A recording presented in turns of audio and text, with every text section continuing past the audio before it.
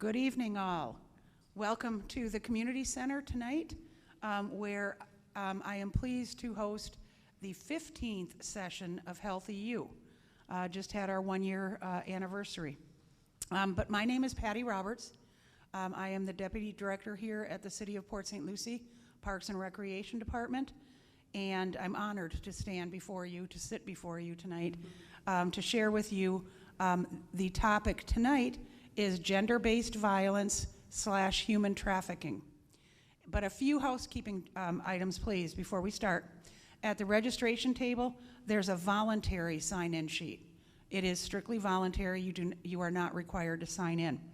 And then lastly, there'll be an opportunity for questions at the very conclusion of our presentation.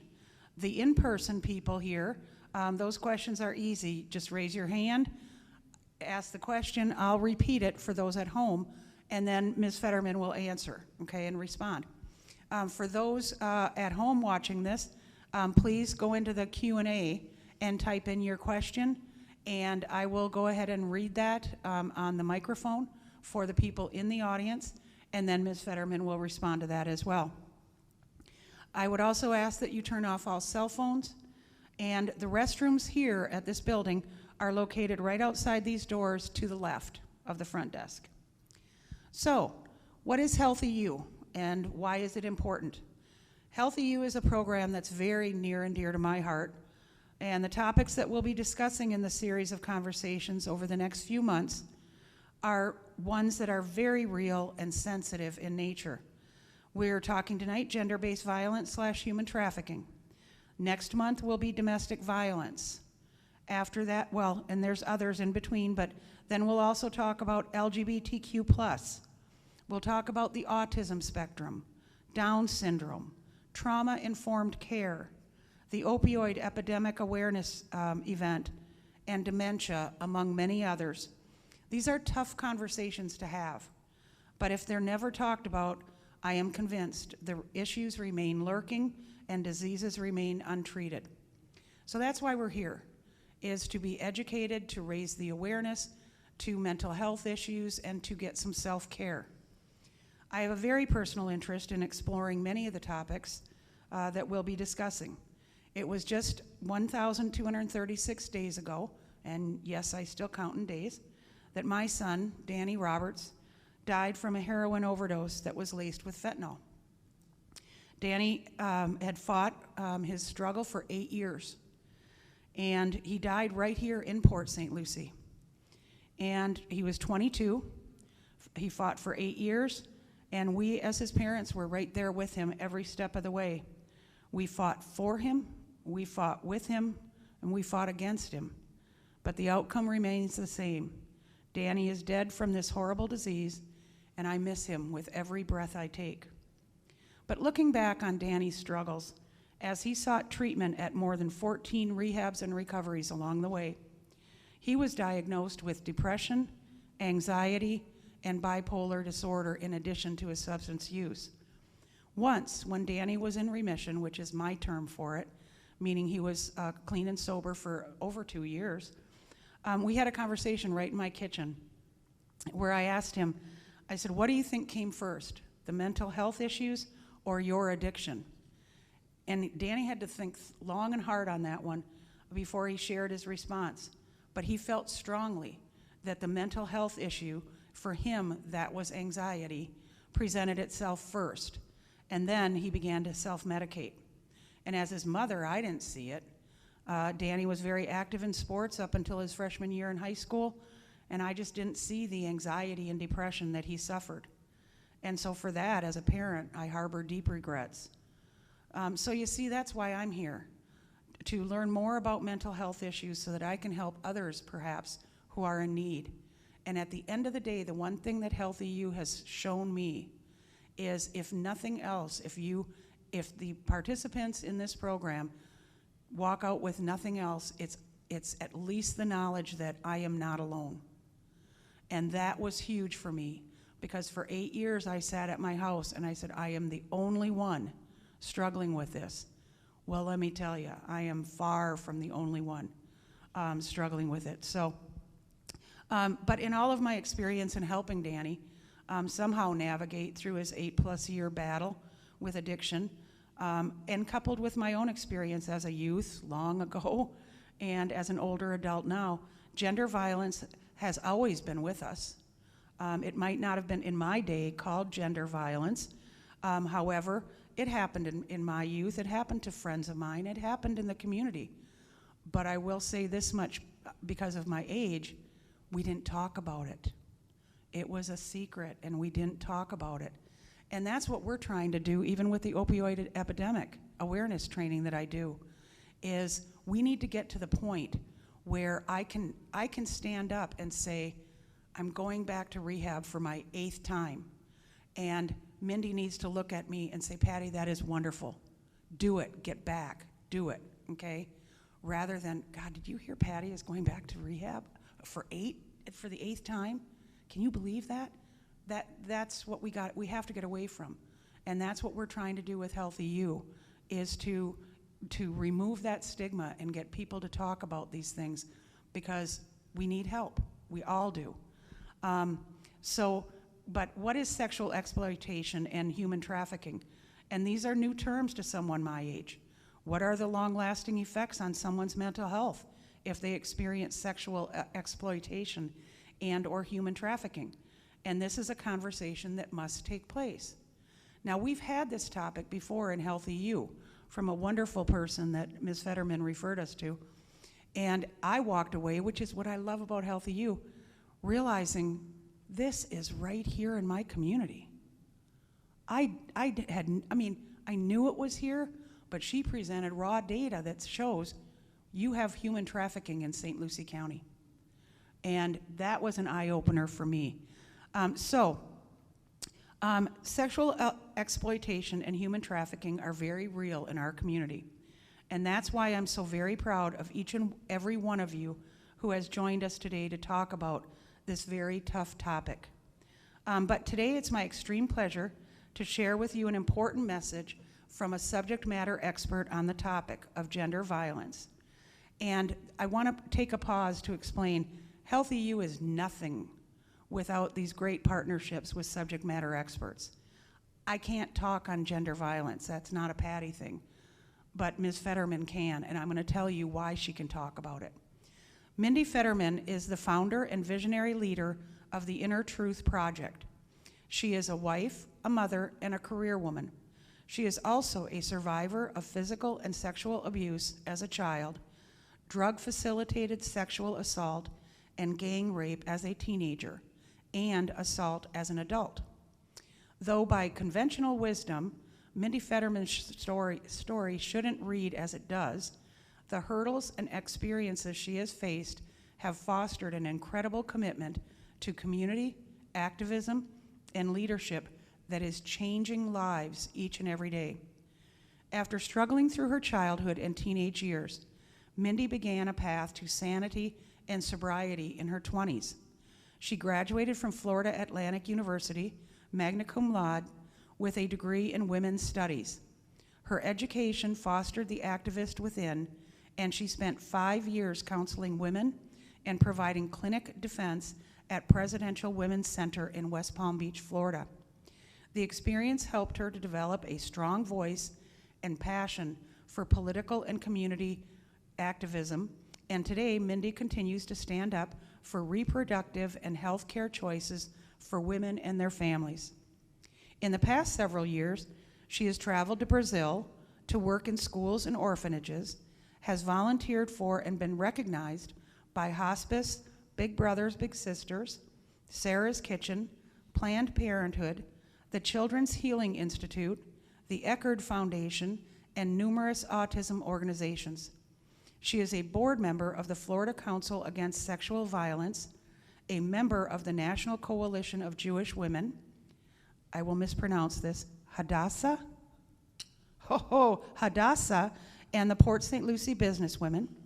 Mindy has had the pleasure of serving on many boards that help local women, children, and families, including the St. Lucie County Education Foundation, Emergency Medical Association, St. Lucie County's Substance Abuse Coalition, the Treasure Coast Jewish Films Festival, Safe Space, and PACE Center for Girls. Mindy is the founder and past board president of the St. Lucie County chapter of National Organization for Women and former membership chair of the St. Lucie County League of Women Voters. She's the grateful recipient of the United Way of St. Lucie County 2012 Community Angel Award. Special Honor Award winner from Palm Beach County now in 2013, the 2014 Seroptimist International Volunteer of the Year, and a recipient of the 2015 Jefferson Award. She received the Community Impact Award from the Children's Services Council of St. Lucie County in 2019, the Bob Graham Distinguished Service Award from Indian River State College in 2020, and the Visionary Voice Awards presented by the National Sexual Violence Resource Center in 2021. For years, Mindy has been frequently invited as a guest speaker to different venues to candidly discuss her experiences with breaking the ties of shame that exist in society around sexual violence, rape, and incest. In doing so, she realized the severe shortage or outright absence of services on the Treasure Coast for survivors like herself. Realizing a decade-long dream of opening a center for survivors of sexual trauma, in December of 2012, Mindy founded the only secular nonprofit exclusively for survivors of sexual violence, the Inner Truth Project, and in the spring of 2013, opened the Inner Truth Center to provide loving support, encouragement, education, and healing for survivors and their families. The response has been overwhelming, enlightening, and most importantly, affirming that alone survivors may suffer, but together they can heal and thrive. Born in Chicago, Illinois, Mindy has lived in Florida for over 30 years. She and her husband Adam were married in Asheville, North Carolina in 1999, and they have an amazing son, Noah. When she isn't working, you can find her with her family at music festivals, in her kayak, or camping. She is also an avid reader and loves foreign films. And so without further ado, may I please introduce you to Ms. Mindi Fetterman. Thank you. That introduction makes me feel so proud. So thank you for reading it. I haven't heard it in such a long time because I haven't been doing presentations since COVID. But it also reminds me why I'm still in therapy, because I apparently have a really hard time saying no, but I'm not doing anything that you read anymore. I'm like off of every single board. I will not be nominated for anything because now I do nothing and it's fabulous. So, but thank you for reading that. And also, Patty, thank you for always sharing your story about Danny and keeping his spirit alive and talking about the opioid epidemic, which is also very, very real and connected with what we're going to be speaking about tonight. And it is because of parents like you who realize that it is not because you are not a good mom or because there was something wrong in your house, but because this is just a thing that is real and that happens. By not living in that secrecy and that shame, you're helping other people stay alive and dealing with what is really a mental health issue and a disease. So I applaud you always for bringing that to the forefront. And it's not easy. So thank you. Thank you for inviting me. So with that, my name is Mindi Fetterman, and I am the founder of the Inner Truth Project and a survivor of sexual trauma. I'm going to share with you a little bit about what we do at the Inner Truth Project and a little bit about myself. But really, we're here tonight to talk about gender violence, trafficking, and all of the things in between and what it means. And I was really interested before we started, and hello to all of you online, because there's a gentleman here, when we were all coming in this evening, he was standing up and talking to Patty, and I heard you going through the list of the upcoming topics and saying, what is this? I don't know what this is. I don't know what this is. Ah, dementia, I know what that is. And I thought, you know, you're 100% right. For someone like myself who's in this field, and my peers, we hear these terms all the time. So we take it for granted. We assume people know about these things. But people like yourselves who are, you know, part of the community that are not involved in the nonprofit world or social services, a lot of these terms are very foreign. And so it takes events like this, and it takes coming together, and it takes constantly being open to learning for us to really move forward and help not just us understand, but all of the members in our community, because the community is you and us and all of us together. So it was really interesting to hear you say, I don't know, I don't know, I don't know, I don't know, and I thought, perfect, that's where we're gonna start. So in our time together tonight, what we're gonna do is gonna go pretty much through some terminology. We're gonna talk about what is gender-based violence, how does it affect survivors, and then we're gonna talk a little bit about some important facts. I don't bring slides and pictures and whatnot and overload people with statistics because I could. You would hate me. There's a lot of statistics, just like any topic. But I know how hard this conversation can be, and I thought we would just really keep it casual and have a conversation. So I'm gonna give you some facts, some statistics, but we're not gonna get too heavy into that. And then I wanna talk about really why all of this information is relevant to you. Not just that you came here tonight to learn, but that it actually does affect you, and how it affects your neighbors and the rest of the people in your family and your friends, so that you can take this information back to all of the people that you know in your circles, and that's how we're gonna continue to spread the message. And then lastly, I'm gonna share why it's really important to me, and then we'll have some time for questions. However, as Patty said, if you have questions that come up while I'm talking, please raise your hand, or, you know, for those of you online, put any questions or comments that you have, feel free to put that on the chat. You're getting your hand ready? No. Already ready for the questions? Cool. All right, so let's talk basically about terminology. First of all, have any of you heard of the term gender-based violence? Have you heard of that before? Show of hands? Yes, okay. So a lot of people, like you said, are starting to hear that. It's not something that is actually new, but terminology is changing all the time. So gender-based violence, sexual violence, trafficking, those are things that we hear all the time, and they actually convey very similar concepts. And I've written them all down. I don't usually use notes, but I want to make sure that I specifically give you what each of them means. So they're interchangeable, but it really becomes important to understand the difference in all of these different terms that we're going to go over when we're talking about policymakers, when we're talking about care providers, and we're talking really about the survivors themselves, people who are identified by the things that have happened to them, okay? So gender-based violence is an act of violence that stems from one's gender or presentation. And so it's an act that is perpetrated because somebody is a female, because they are a male, or because they present as a certain type of lifestyle. And it results in either physical, sexual, psychological harm, or major suffering. So again, this can apply to men and non-gender conforming individuals. A lot of times when I'm talking about sexual violence or gender violence, people automatically assume that we're talking about women. But this is all genders. This is all people. Specifically, when we talk about sexual violence, there is really no gender. This affects all people.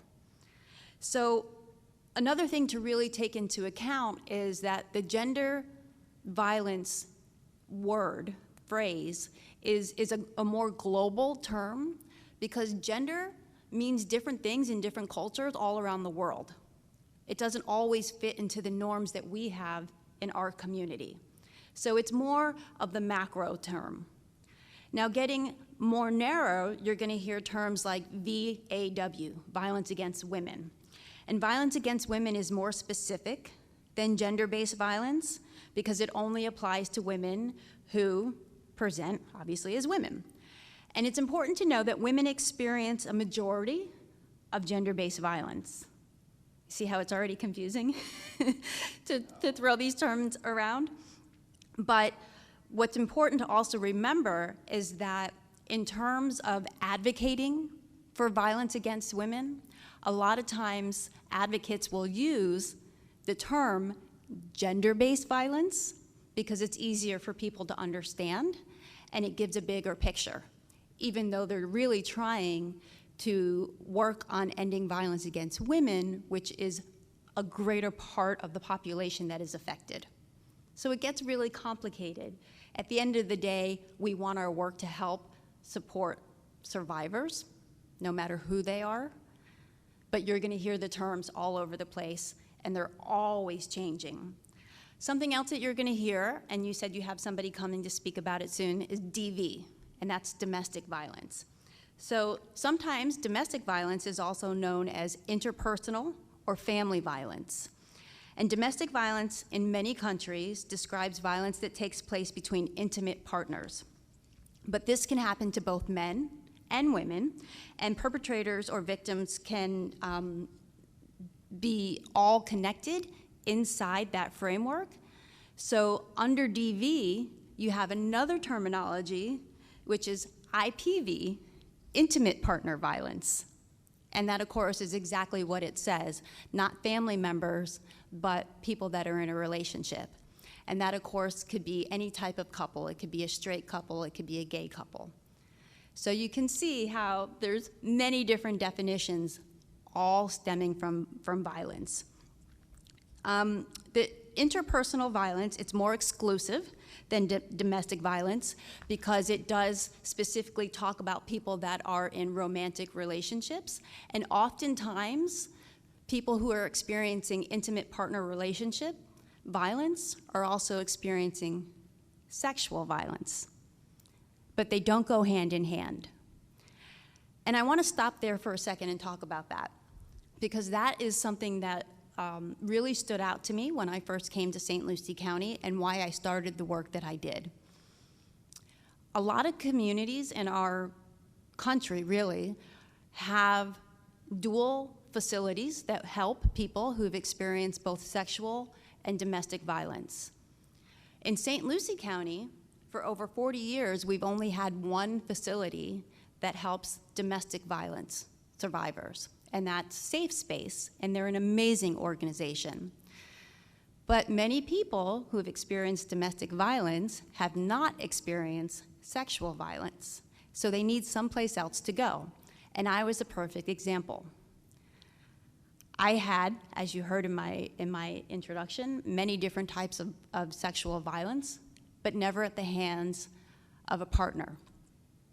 So domestic violence didn't really cover the services that I need. And if we're talking about people who are youngsters, our children, they don't fall under that category either. So sexual violence and domestic violence can and often do go hand in hand, but they're very, very separate. And often when I go and speak into audiences and I get invited to share my own story, people will come up to me afterwards and they'll say, it's so good that you're talking about battered women. Even though I just gave a whole discussion about the fact that I'm talking about sexual violence. So it's really important to understand that there is a difference. Many women and men who have experienced years of sexual abuse or rape or any type of sexual violence have never actually been physically abused.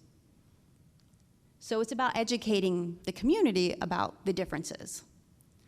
Unfortunately, if people have experienced sexual abuse at a really early age, many of them grow up without really understanding appropriate relationships, appropriate boundaries, and then end up in relationships where there is domestic violence. And that's where we see how they go hand in hand. So it's all intertwined, but it's also very separate. So it's important to understand that difference. And then sexual violence has its own definition, if you can believe that, even though it's under the umbrella of everything that we just said. So the World Health Organization recognizes sexual violence as any sexual act attempt to obtain a sexual act, unwanted sexual comments or advances, or acts to traffic directed against a person's sexuality using coercion by any person, regardless of their sexual relationship to the victim, in any setting, including but not limited to home and work. Okay, what does that actually even mean? I don't even know what I just read. What it means is that a spouse can be a perpetrator of sexual violence. Many people believe that they cannot be raped by their husband, but that is not true. What this means is that you can be, again, any gender and any age and be a victim of sexual violence. It also means that it doesn't matter what you look like. It doesn't matter what you're wearing. It doesn't matter what religion you are. It doesn't matter what part of the community you live in. Every single person is capable of being violated, and any single person can be a perpetrator. And that's why it's so important that we talk about this, because so many of the topics that come into play in our community, social issues, sometimes get narrowed down to certain demographics. Sexual violence does not discriminate. It does not mean that it happens to people in poor parts of town. It does not mean that it happens in families where there's divorce or where there's drug abuse or where people vote a certain way or believe certain things about climate control or whatever you want to say. It can happen anywhere and anytime. The issue with sexual violence is that we still to this day don't believe that it exists. So I'm going to put a little pause there for a second, and I'm going to jump into human trafficking. And I'm going to speak briefly about human trafficking because I was invited to do so, though that's not really the work that I do or that the Inner Truth Project does. The reason that I want to speak for a moment about human trafficking is because it is connected under the umbrella of gender-based violence, with all of those different acronyms that you've probably already forgot. Human trafficking is broken down into two types of categories: sex trafficking and labor trafficking. And as Patty mentioned, you had somebody that came here several months ago, amazing woman who spoke specifically about the cases that are happening here on the Treasure Coast, and they are happening. And many people really truly believe, still to this day, that people are being trafficked, being sold, or being forced into prostitution, or to be escorts, or are being forced into sex acts that are being put on the internet. These are all parts of trafficking. Many people believe that this is happening in other areas or other countries, but it is happening here.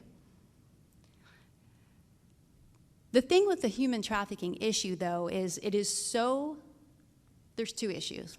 One is that it is so incredibly scary that it creates a lot of buzz and attracts a lot of money and a lot of task force and a lot of necessary resources, which is good because, like I said, it is happening and it is real. In 2021, and I want you to pay attention to this, in 2021, there were verified 532 cases of human trafficking in the state of Florida. 532. One is too many. I always say that. Now let's go back for a second. On the street that you live on the street that you live on the street that you live on, and the street that I live on right now, I'm not a betting woman, but if I was, I would bet you that there is somebody who is being sexually abused. I'm willing to bet that I am not the only one in this room right now or watching that has been raped or is a survivor of sexual abuse. Statistically, it's 1 in 3 girls before the age of 18. For boys, it's 1 in 6. We get more than 532 calls in a year. I meet survivors every single day. Sexual abuse and rape is an overwhelming silent pandemic. It is an open secret. But we focus on the human trafficking because it seems like the big boogeyman in the room.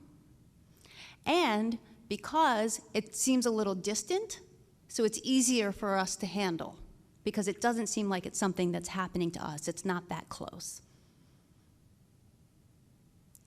So I by no means think that we should stop the resources for human trafficking. I also understand that it's much harder to find the cases of human trafficking. It's very, very well hidden. So just because we don't have the numbers doesn't mean that it's not happening. The 532 is probably doubled, if not tripled. But I dare say that we still have more people right now under our nose, in our families, in our circle of friends who are survivors of sexual abuse. And the reason that we don't know is because we're not aware, we don't talk about it, and we're not willing to admit that this is a real issue. Every single day, and this is not hyperbole, every single day I meet somebody who is a survivor or know somebody who is a survivor. So this is real. But we don't put the resources behind it, we don't talk about it, and we don't know how to stop it. And unfortunately, in my lifetime, we won't stop it. That I'm sure of.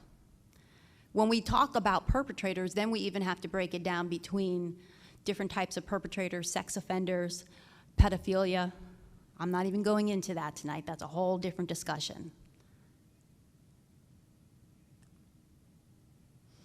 But the survivors are out there. So let's go back to the terminology for a second. Survivors and victims. You'll hear that interwoven. I choose to always use the term survivor. That's me, Mindy, personally. I will probably fight for that until my death. All of the services in rape crisis centers, in domestic violence shelters, they're always for victims. I believe that I was victimized. I believe that the people that we help were victimized, but I'm still standing here today, and I'm here to tell you that I have survived what I went through and that it does not define what I am today or who I am or where I'm going. So I choose to use the word survivor, and I ask all people to use that. So when it comes to survivors of sexual abuse, rape, any type of sexual trauma, trafficking, how does this actually affect them?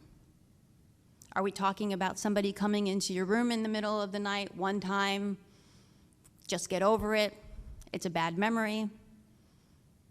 Are you talking about going to a party, somebody slipped something in your drink, you woke up the next morning, you don't remember what happened, it causes you some anxiety, you don't know how to trust people, get some therapy, you move on? It's way bigger than that.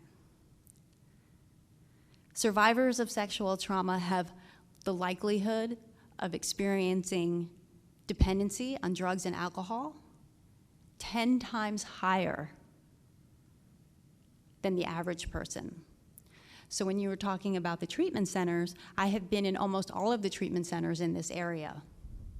And because typically, and you know this, typically people are in the treatment centers from anywhere to 30 to 60 days, they don't really rip the Band-Aid off and talk about all of the stuff that the person's been through. But when I go in, I do. And I have asked, just by show of hands, how many of the people, starting with the women, when I do the women's group, how many of them have experienced rape, sexual abuse, trafficking? It's over 85% every single time. And there's always a handful of the men.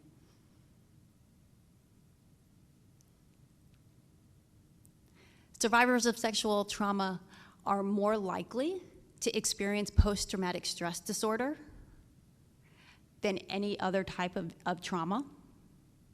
This leads not only, again, to substance use, but anxiety, mental health issues, depression, self-injury. We see it all the time. And self-injury isn't just what you think of or some of the things that you hear with, like in middle school with cutting, but self-injury is all types of bodily harm, and it also manifests itself in different types of eating disorders. We see lots of survivors who are obese or underweight, relationship issues, spending issues, gambling issues, all stemming from sexual trauma. And so a majority of the survivors that we work with are actually 40 and over. Why is that? Well, there's a couple of reasons. One, a lot of people don't come forward with what has happened to them until their perpetrator has gone away, died, or they've moved away from the family. And then they finally feel free to be able to share their story. Or now they're growing up, they're raising their children, they're putting it in the back of their mind. Now they're in a place where they can finally focus on their own mental health, and they're realizing, I have a problem with A, B, and C. All of the things that we have these amazing organizations in our community that help with. Anxiety, depression, eating disorders, gambling issues. And then what's at the root of it? The thing that they never actually discussed, the thing that they never shared with anybody, the thing they never processed. It's all connected. That is why we see it so often in all of the different organizations. All of the different organizations that we work with are always referring to us. Somebody shows up and they present with an issue of severe depression, sleep disorder, you name it. Dig a little deeper, sometimes this is what we find. So wouldn't it be amazing if we just started there and weren't afraid to ask the question?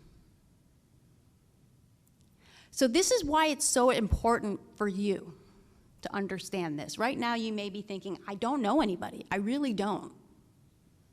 Well, you're wrong, you know me. And I always tell this to people, and I apologize in advance, but sometimes, you know, you learn a new word, and then all of a sudden you hear that word everywhere you go, right? Well, it's not like the word was just invented. Your awareness is open. Your awareness is heightened. So now that we're having this conversation, you're going to be aware of other people sharing with you, oh, my best friend's daughter just had to drop out of college because they were assaulted on campus the first week back after holidays. My son's having a really hard time. He was assaulted while he was in the military. You're going to start to hear these stories, and all of a sudden it's going to click. Oh yeah, this is real. This is happening. It's every single person's responsibility, because every single person can share where the resources are, and every single person has the opportunity to say, I hear you, I understand, and it's not your fault. Because just like dealing with people who are drug addicts or are suffering in some way, sometimes it's just that one person who says, get over it, or that didn't really happen, or are you sure he touched you that way? And undermines your experience that can push you back into that secrecy, as opposed to saying, you know what, I believe you because I know that these things happen and I know that there's help for you out there. That makes all the difference in the world. But if that isn't enough reason to make you understand why this is important for you, this is the deal cincher for me. Sexual violence and rape costs victims more than any other crime. It costs taxpayers, on average, $127 billion. And I'm gonna guess that we're all taxpayers in this room. So when somebody's suffering with mental health, physical health, financial debt, spiritual health, all of the things that is the downward spiral over a lifetime because of rape and sexual abuse, we pay for it.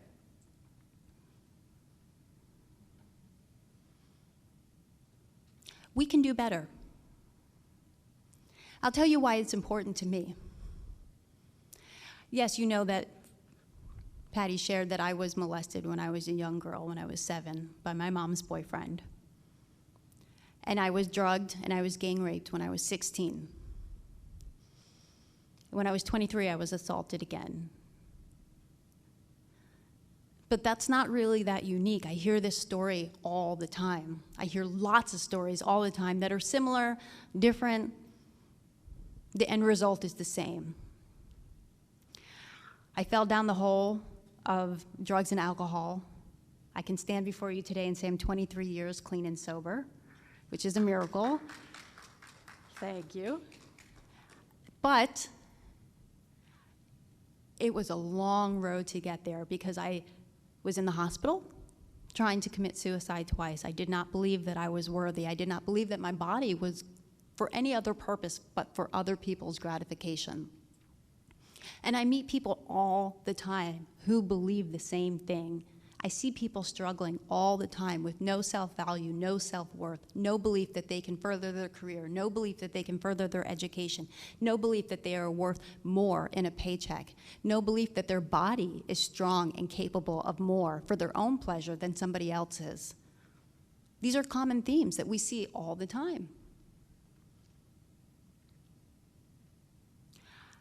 I am not an exception with what happened to me, but I am an exception because I came through the other side and was able to get help. But many people don't. And that's not okay. Because what happened to me was not my fault. What happens to the other 7- and 8-year-old boys and girls, not their fault. What happens to the person who is attacked in the parking lot and is raped and has debilitating fear and cannot leave their house and take care of their family, that's not their fault. It's never about where they are or what they were wearing. But yet, as a society, what do? We still say to the women, do you have your keys when you walk to the car? Did you park your car somewhere where it's lit? Did you walk with a buddy? Has anybody ever said that to you, sir? What? Walk with a buddy? Make sure you have your keys in your hand? Park your car under a light? Okay, well, you're a bad example. Because most of the time, I've been told to be careful. well, of course, you know, in a society we're told to be careful. Don't park in a strange place. Don't, you know. But for the most part, these are things that we as women, this is second nature. Right. But men are not told the same thing. Right. For the most part, no. But you know why? Because we still live today in a victim-blaming society. Because if something happens to you or to me or to you, they're going to say, well, why did you park there? Why were you out jogging at 10 o'clock at night? Why did you go to that bar by yourself? What did you think was going to happen? We still exist in that world today. So one of the things that you said was, these things weren't talked about in your generation. Well, guess what, Patty? Today, in the first couple of days of 2022, they're still not talked about. And we still believe that we, the victims / survivors, are at fault. But the only person responsible for this crime that we all pay for are the perpetrators. So it doesn't matter if you call it gender-based violence, it doesn't matter if you call it rape, it doesn't matter if you call it trafficking, it doesn't matter if you call it domestic violence. It is always at the hands of somebody else, and the person who has been victimized is not responsible. And we need to start speaking up for those people. Otherwise, we're always cleaning the mess. And we have a whole lot of people, again, 1 in 3, 1 in 6. These are our friends, our family members, our neighbors who are walking around believing that they've done something wrong, they've done something shameful. And that's not okay. Now, I would guess nothing's 100%, but in all the examples you're giving, I would guess, what, 80 or 90% are women? Almost always, almost always. And I also want to say, that most perpetrators are male. But most perpetrators are the same perpetrators committing the same crimes over and over again. What I mean by that is most men are really good men, right? So when we have these conversations, it's very hard typically for men to hear because they think, is she saying me? I didn't do anything. I'm not a rapist. I'm not an abuser. We're talking about a small minority of the men who do most of the perpetrating, right? So we need all men to stand up against this type of behavior for all women. But I point this out because also women are capable of being perpetrators. And very often when I work with young boys or I work with men, their perpetrators are women. So we have to take away everything that we believe about this issue having anything to do with sex. It's about power and it's about control. And it doesn't, again, matter about what you look like, what you were wearing, and the age. Oftentimes, I've had people say to me, well, you know, did you see how she looked? Of course that was going to happen. And I think, well, what about the woman in the burqa? Was that attractive to you? You see nothing. That makes no sense, right? So any type of theory that we talk about, I can throw it out the window. So what I also find really fascinating is that most survivors know they're perpetrators. 59% are acquaintances. So this notion of raising our children and talking to our grandchildren about don't talk to strangers, it really needs to be revised.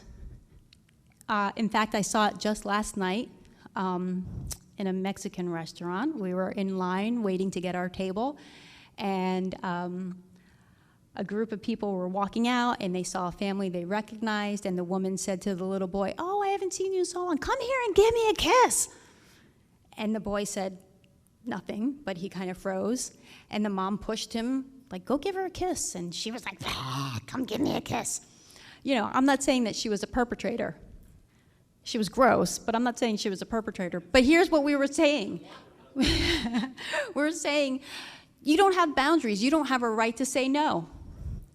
It doesn't matter that you know her, you're uncomfortable, and you don't get to say no. So when something does happen with the uncle, the grandfather, the babysitter, someone that they know, they don't have a choice but to do what they're told. That's what we teach our children. It's subtle, but that's what we do. So we have to pay attention to those things. It's not, you know, the random stranger in the big white van that we've all been warned about. It's that too, but it's more often than not. I also wanted to bring up again the LGBTQ+ community, which is the lesbian and gay transgender community. They experience levels of sexual trauma and violence double what the straight community does. So it's really important that we always have resources available because they're a very marginalized population. And in the military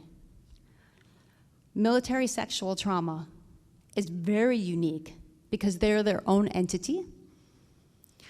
In our generalized population, we don't talk, we keep secrets, but in the military, it's even more hush-hush. And in 2018, the last statistic I was able to find, 6,053 military members reported experiencing sexual assault during their service. That's men and women. And I've worked with many of them, and they've often said that they did report, and they were told, "You don't want to be reporting, do you?" So we know how that goes. There's a lot of cover-up. It's getting better. It's getting better across all spectrums. But this is typically what we're dealing with. Over 90% of offenders never see a single day of justice. So we have a long way to go. How we start to change all of these numbers is by creating a community and a culture where we accept survivors. We have more space for them to come and share their stories, and we believe them, and we nurture them, because the more that we can come out, the less places perpetrators have to hide. That's the only way we're going to change it.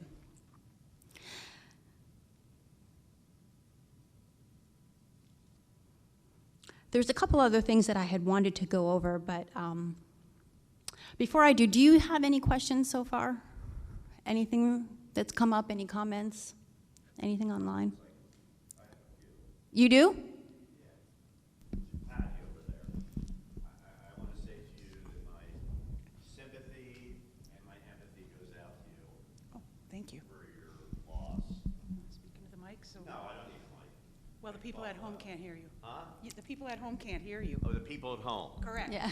No, I guess my sympathy and empathy go out to you for what had happened, and you know, I guess my experience was a lot different. That the fact that I have been clean and sober since '89, and my recovery was a little different in the fact that when I came into the program in '89, I guess, and a lot of people didn't understand this because they would go and try and get a 30-day chip, 90-day chip, 60-day chip, and relapse and come back and in and out and in and out. And some didn't, some lasted, and they'd say, oh, this was the toughest year of my life getting this first chip, this one-year chip.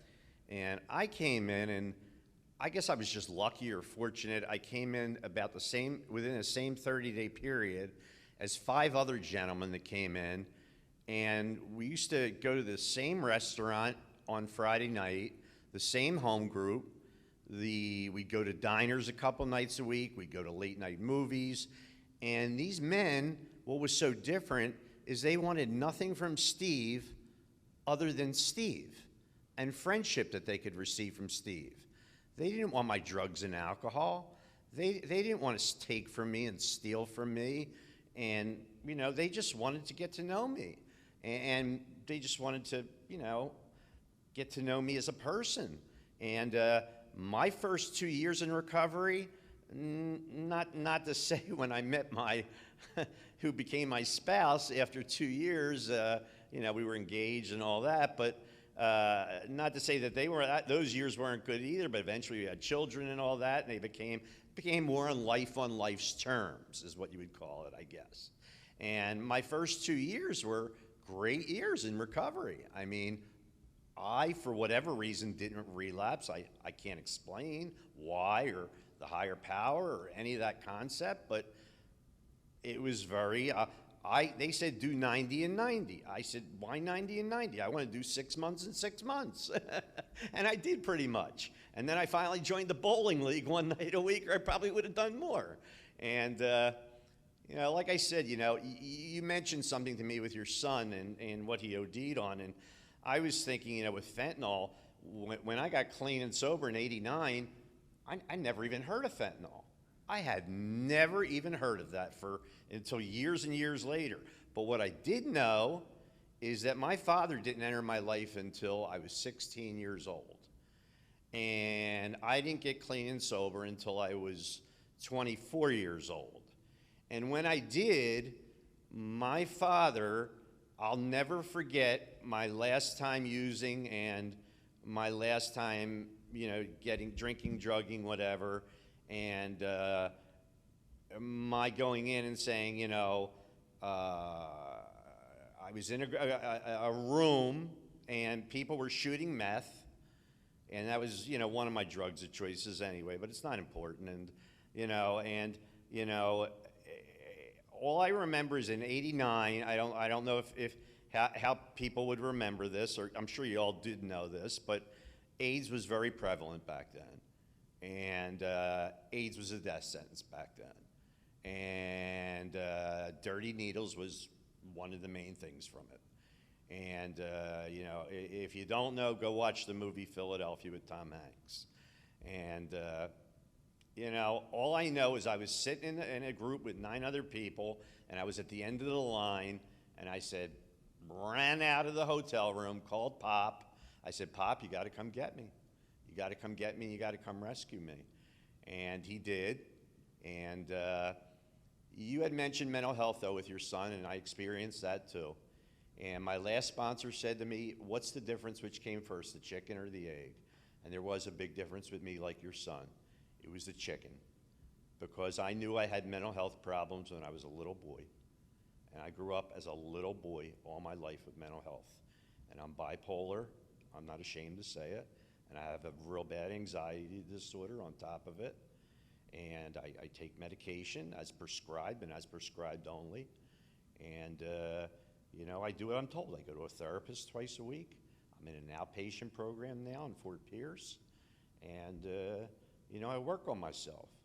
Unfortunately, you know, everybody says it, including my primary care doctor, you're stressed. You're stressed. Why am I stressed? Because I had 2 grievances happen. I lost my mother 2 years ago, and I lost my wife 2 years ago. And did I lose my wife to divorce? No. We'll always be married, and I'm not going to get into the details, but it's for financial reasons. And like I said, we'll probably always be married till the day I die. And she was a good person in the fact that she took care of my mother when she was dying, and she's been taking care of my father now for the 2 years, and he's 85 years old. So is she a bad person? No. But she did some things that, you know, whatever she did, it's not important. My personal life's not important. But I just wanted everybody to know that, you know, other stuff is important. You know, like you said, the mental health is important. It's important as much as the disease of addiction and recovery. Thank you. Thank you, Patty. Thank you very much. Thank you. Anybody else while we're out here? Yes. Okay. Thank you. Thank you for doing this, Mindy. It's so good to see you. I love that you love the term survivor. There's so much empowerment in that. And you remember, I deal with drug and alcohol clients every day, and so this is so impactful for me. And one of the things I must tell you that I will invariably ask them in groups, can somebody tell me the difference between a victim and somebody who has been victimized? And you certainly had been victimized, but the survivor, the empowerment in that is that I take that experience and I move forward with it, and I empower others. You know, a victim never can recover. They're there, they're in it forever and a day, and it's a whole mindset. So thank you for reiterating that. One of the things I was interested to hear you say, you mentioned a lot of process addictions resulting from sexual trauma, which was interesting to me because, you know, of course of course, you know, everybody's a substance abuser if they've had sexual trauma, but you said, I don't know, workaholism and gambling and obesity, which I actually consider a substance abuse, but, you know, the obesity is a symptom of substance abuse.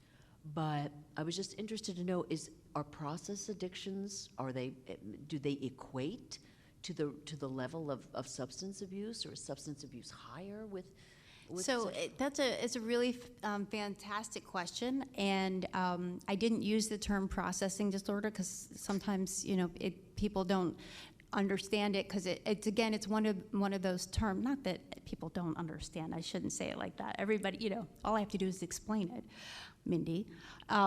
But it's one of those umbrella terms again, right? So processing disorders is like the gambling, the shopping, right? The workaholism, or sorta. So statistically, is it as high as substance abuse? No, but it is right up there, and I'll tell you why, because anything that is not actually processed or worked on or acknowledged becomes a transference.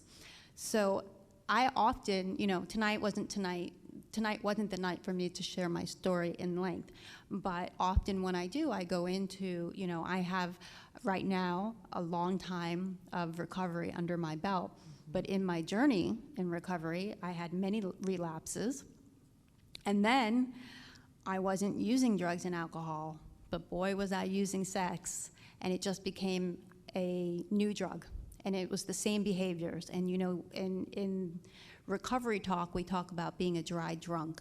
And it's basically you're not using the drugs and alcohol, but you're using something else because it's the same symptoms. It's the same, as you said, it's, you know, the symptom of the abuse is the feeling shame-filled, guilt, not having any self-love or agency over your body, not being able to process memories, having all sorts of body trauma triggers. And then, of course, we didn't even go into tonight all of the things that happen on a biological level with trauma. You know, the trauma is in your body on a cellular level. So after I went to therapy for a very long time, sexual disorder, check. No problem. Slipped right into shopping. It's funny can't now. understand that at it's all. funny Yeah, now because I'm out of debt now, but it was a very serious thing. And you know, I did my version of some research during COVID, and you know, took a year and you can actually watch like Lifetime TV or any of these channels where it's like they show intervention, they show hoarders, they show my 300-pound life, right? If you watch all of these shows, almost all of them have somebody at the episode, they're going to have this breakthrough and they're going to say, well, I never dealt with, I was raped or I was sexually abused. And so it's the same thing. It's the shopping, it's the hoarding, it's the food, right? It just goes from one thing to the next. And so if you're not dealing with the actual trauma and the way that it has settled into your body, into your memories, into your organs, if it's not appropriately processed, it's going to come out eventually in a myriad of different ways, whether it's a processing disorder or other. And I'll just say quickly, I met the loveliest young man this summer. Pastor's son, beautifully groomed, master's degree student, the whole beautifully spoken, gracious, la la la, $90,000 in phone sex charges. A debt that just was, and I thought, wow.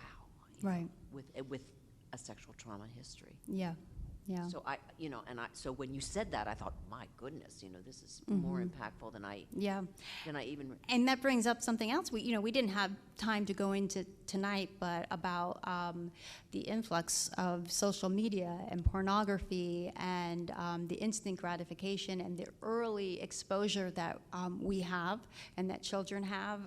It's just changed the way our brains are rewired and how we visualize what is appropriate and not appropriate boundaries and sexual behavior. We need to set up another whole conversation about that. I need to talk with you more about that. If I may, I must say, and I don't. I hope I don't upset anybody by this. I'm relatively new to the area. I receive phone calls from the sheriff's office, and I'm very interested to know your opinion on this specifically. That just is a rote call that says, this is an alert, there's a sexual offender in your neighborhood, la, la, la. Okay, and then they go on to name the person, the age, the date, the specific address, including the apartment number where they're living. I don't know. When I receive these calls, I just think, oh my God, my reaction is uncomfortable, and I've gone to my colleagues and said, are you getting? Oh, this goes on here all the time. The sheriff's on, and I don't know. So I'd be interested to know what your opinion is on that, and then I'm going to ask one more question, and you can answer both or neither. I was interested because you referred to the military, the correlation of suicide. Is there any data that shows this suicide was a result? Okay, so those are my two. Yes. One wasn't really a question. Yes. It was just me saying how horrified I was at this thing that goes on with the sheriff's office. So thank you, Lydia. You put me on the hot spot because that is a huge topic, and I am going to address it because I don't ever shy away from anything. So I'm going to address it. But first, I want to talk about the suicide. So I don't have, like I said, I can have a PowerPoint with all kinds of statistics and that kind of thing, and I didn't want to get into all of that. There is a lot of data about the suicidal ideations, suicide attempts, and suicide completions with survivors of sexual trauma. The rate is very, very high, unfortunately. I don't know the number off the top of my head, but the information is there, and I can get you the actual number. But I can tell you it's very high, and it is more prevalent than non-victimized individuals. So that is something that I see often with the people that we work with. Let me go and address your issue, your question, and it's actually a very pertinent question for a couple of reasons. So one, it's actually loaded. There's a couple of things in what you asked me. First of all, this topic should not be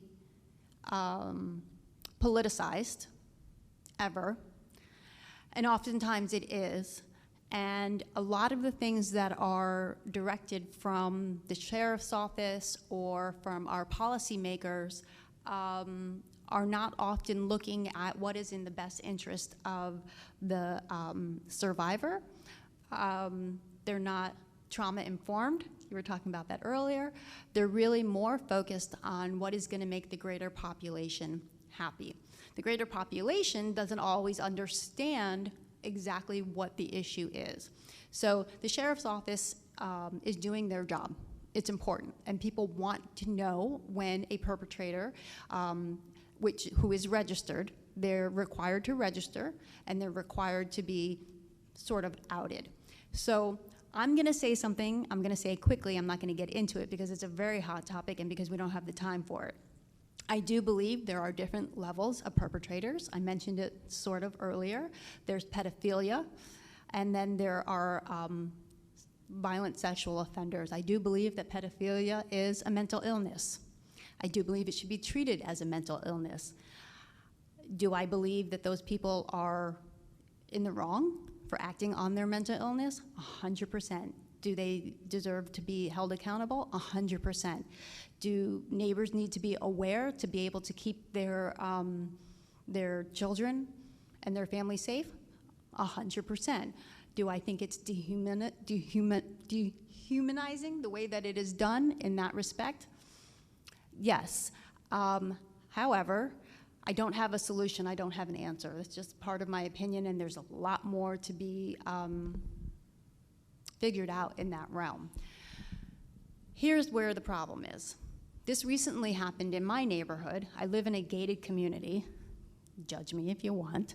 So I live in a gated community, and recently there was in the neighborhood blog, which truly I don't advise anyone to get on your neighborhood blog. Why I did this, I don't know.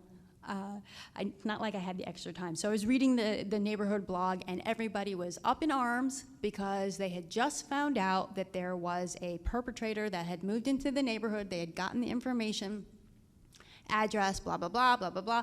Everybody was freaking out. How did they let him in? The HOA shouldn't allow this. Aren't there laws? Did you call the sheriff? Right? People freaking out. I'm going to keep my kids away. I'm not going to go down that street. We need to mark that house. And I immediately chimed in.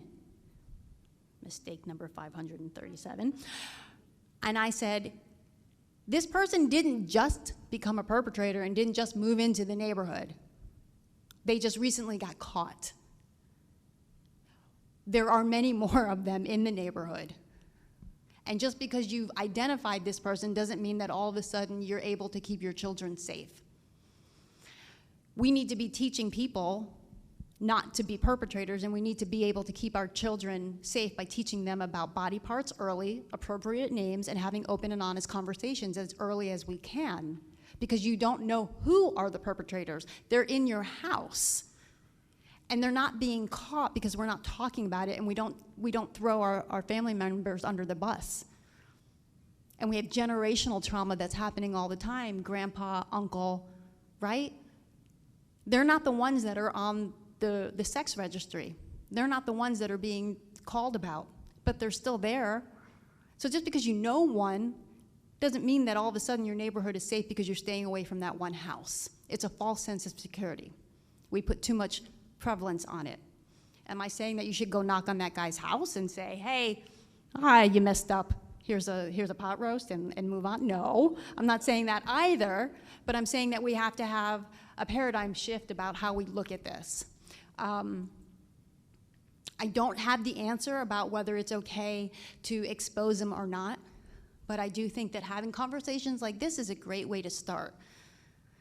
Here's something else I want you to know. Once somebody is a perpetrator and has been on the registry and has served their time or is off the registry, they're in our community.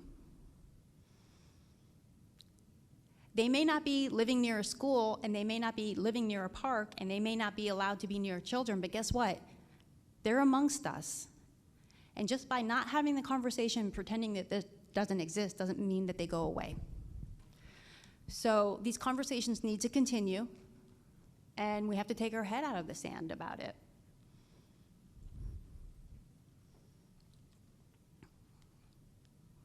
Oh, I just wanted to get back here to see if there was anything online that, But thank you for that. I see no Q&A yet from the people via Zoom. Anything else from the people in person? Well, I just want to thank you again. I know it's a lot of information. It's not an easy topic. I appreciate also from the fact of being able to just share my own experience, and for the survivors that we help at the Inner Truth Project, I know it means a lot that we get to spread the word about this topic. At the Inner Truth Project specifically, we have a center in St. Lucie West, but we actually help survivors all over the Treasure Coast and beyond. We provide individual therapy, group support, trauma-sensitive yoga, equine therapy, a whole host of activities, and we also do case management. We really want to help survivors live their very best lives, and a lot of them come into us believing they are victims. So our goal is to help them flip that and understand that even though they have been through sexual trauma, even if they have been trafficked, no matter what their story is not over. The trauma is not the period at the end of their sentence. There is more to their life, whether there's mental illness, whether they're on prescription drugs, whether they have an addiction, whatever it is, that is not their definition, and that there is more. And the only way we can do that is by acknowledging that this is real. And so you help us by allowing me to be here tonight. So I thank you for that. Thank you. I want to give Mindi Fetterman, please, a great round of applause, please. Yes. I want to thank you so much for coming out. Absolutely. And honestly, and I am no mental health care provider, but to me, this is the sheer beauty of HealthyU, is to start these dialogues, because the gender-based violence and human trafficking was a complete unknown to me a year ago. And now, like you mentioned, Mindy, now I have an awareness to it. I've been educated a little bit, not, there's still a lot more to know.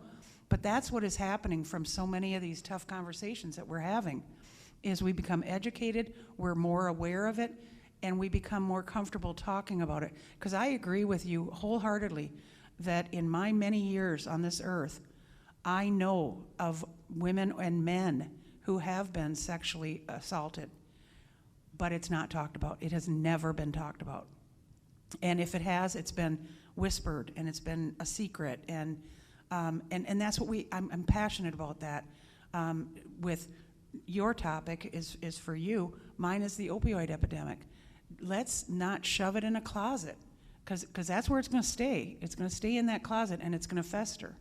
And the same thing with sexual assault and human trafficking. So I want to thank you all. You guys have been wonderful tonight. Let me just one thing in the Q&A.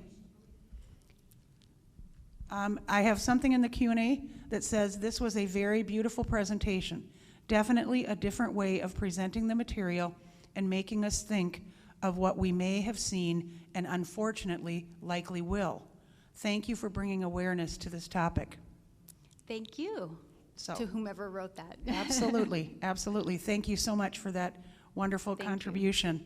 And I want to thank you all for coming in. I do want to just close out with one brief paragraph, and that is, I do get, well, not anymore so much, But when we first started HealthyU, I would get a lot of questions, why mental health and Parks and Rec? And to me, my natural response back was, why ever not? I mean, we are your connectors. We are right here. I am not a fitness person, obviously. However, I know that many people going through trauma, like Mindy talked about, going through opioid epidemic or opioid addiction, that fitness center that's 20 steps away can help them. Now, I'm not selling anything here. I'm not selling a service, but I'm saying that's what Parks and Rec is. Go out to one of my 48 beautiful parks. Just take a walk. You will feel better. I guarantee you will. If you're, suffering from sexual assault or from addiction, get outside, move your body, and you will feel better. That's why it's Parks and Rec, and that's why it's HealthyU. So, again, I just want to thank you all for coming down. I would invite you all to the next session, session number 16, where we'll discuss with another subject matter expert on the topic of domestic violence. And Mindy gave us a good intro to it, and the presenter is Monique Coleman from Tykes and Teens. She does a phenomenal job on domestic violence. And that session will be held here in this same room and via Zoom on Wednesday, February 2nd from 6:30 to 8 p.m. So I want to thank you all for coming, and please drive safely, and thanks for coming again.